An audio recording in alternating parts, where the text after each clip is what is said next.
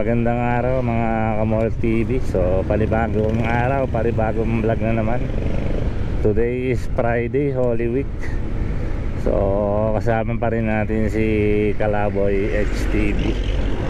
So punta kami ng ano ngayon, NSCR Blooming Treat Station. So titingnan namin yung development doon, at kung may nagawa na bang istasyon doon, or kung wala, bakit. Tingnan natin, natry natin magtanong sa mga tao doon. So yun lang muna ang istasyon ng update namin sa inyo. So yun, yung from Valenzuela to Clark International Airport, na i-vlog na namin ni Kalaboy HTV yan. So lagay ko na lang yung link dyan sa baba. Ayan. Sige guys, kita tayo dun sa Blooming Treat Station. So yun guys, malapit na tayo sa sa Blooming Treat Station ng NSCR. So titignan natin kung may development na. So parang wala pa, pero titignan natin, paliparan namin ni Kalaboy HTV.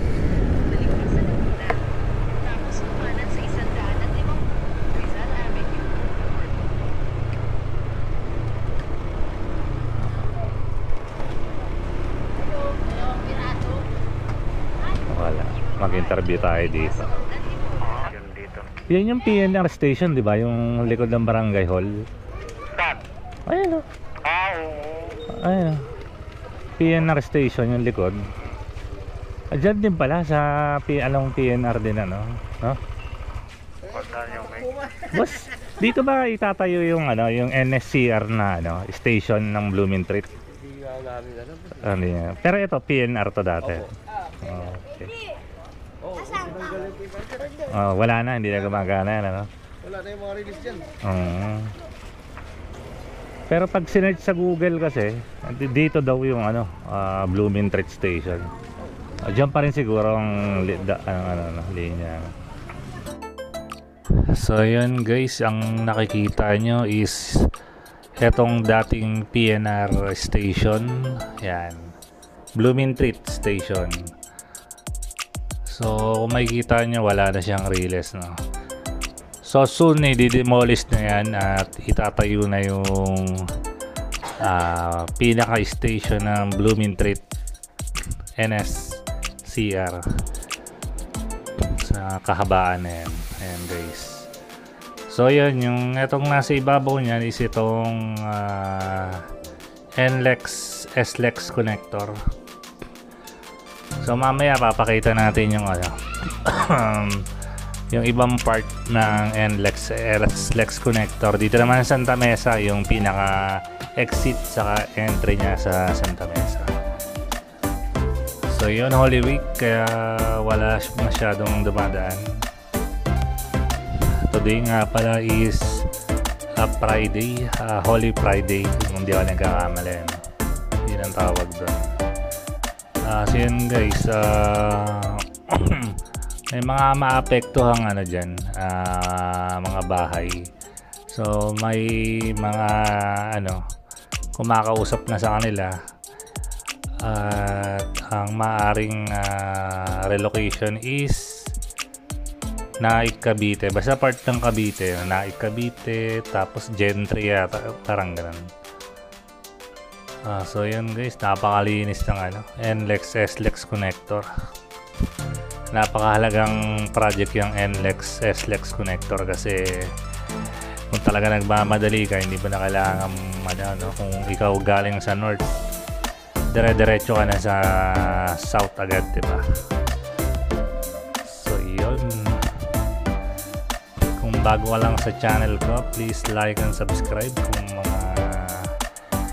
type mga ganitong content. So yan guys, ito yung mga kabahayan along na perimeter ng Blooming Treat Station. Ayan.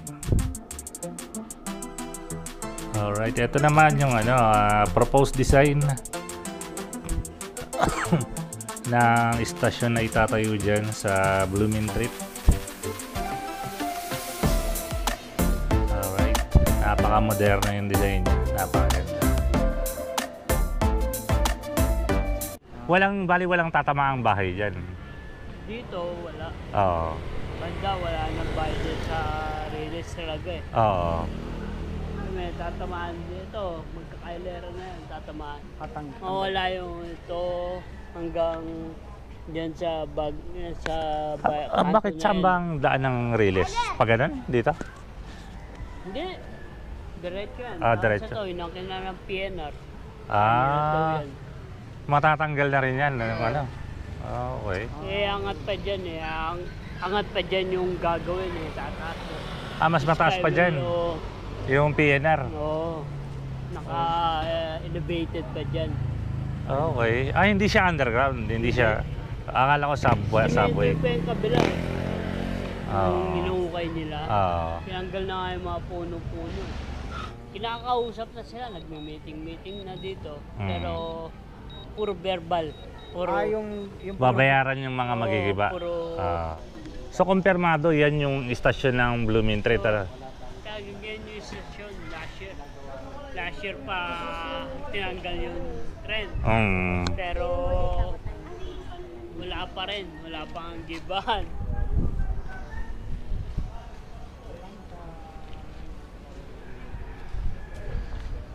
May walang ng signal yan.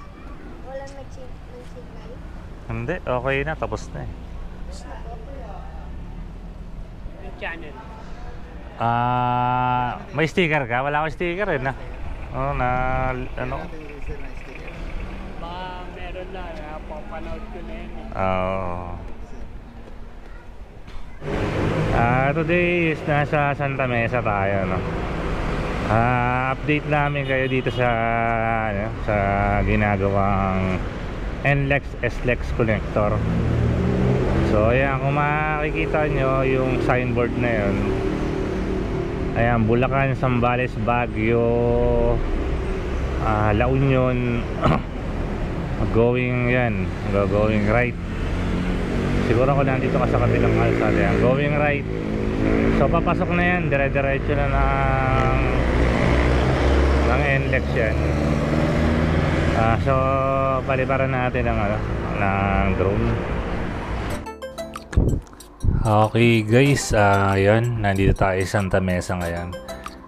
Since na silip natin kanina yung NLEX SLEX connector doon sa may Blumentritt station, singit na rin natin tong pinaka exit sa entrance dito sa may Santa Mesa. So yun, nagko-cross yan dito yan sa may LRT. Hindi ko lang alam kung anong LRT to, no? Basta etong LRT na to is pa Cubao, etong kabila is pa Manila.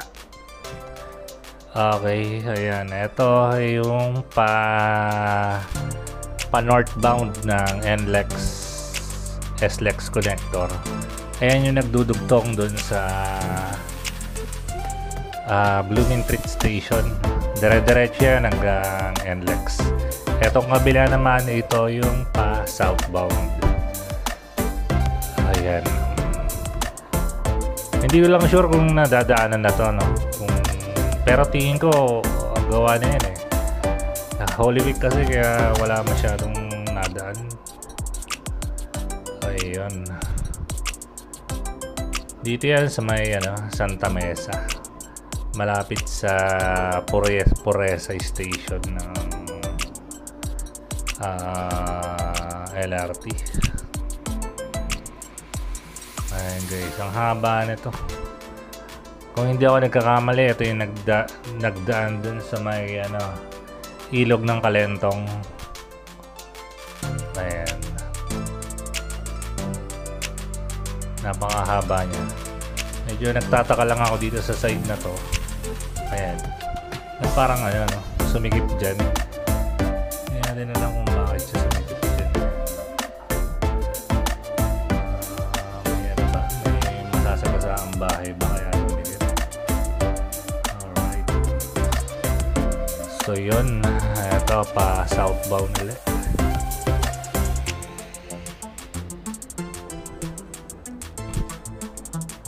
Wala lang kasi masyadong nadaan at Good Friday ba? Hindi ko lang sure kung Good Friday ang tawag doon. Holy Week kasi yan, Friday. Ayan. So walang sasakyan, napakalinis. Pero alam ko nadadaanan yan. Alright. Siningit ko lang to kasi na rin natin yung NLEX, SLEX connector dun sa ibabaw ng ginagawang Blooming Treat Station ng NSCR.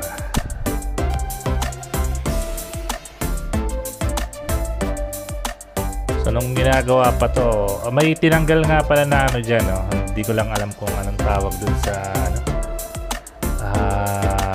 tulay na yun. May tinanggal dyan para mabigyan daan yung construction niyang NLEX SLEX connector na yan. Hindi ko lang sure kung anong tawag dun sa na yan, sa tulay na yan.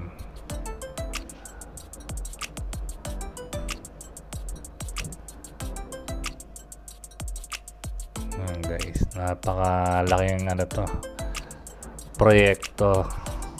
Mga Kamor TV, hanggang dito na lang yung vlog namin ni Kalaboy HTV.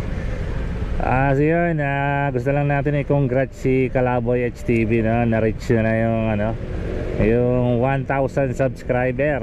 Yun, maraming salamat sa suporta nyo sa kay Kalaboy HTV. At narating na rin niya yung milestone ng pagiging vlogger niya na 1,000 subscriber.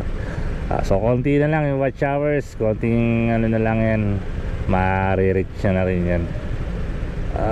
Yun lang guys, hanggang dito lang kami sa vlog namin sa NSCR. Nag-update lang kami dito sa NSCR sa Blooming Treat Station. So may na-interview tayo, may mga kumakausap naman sa kanila na ang relocation is Naik, Cavite. Basta part ng Cavite ang bukod sa Naik meron pang iba. So yun, hanggang dito na lang. Maraming salamat. Hanggang sa susunod. Paalam.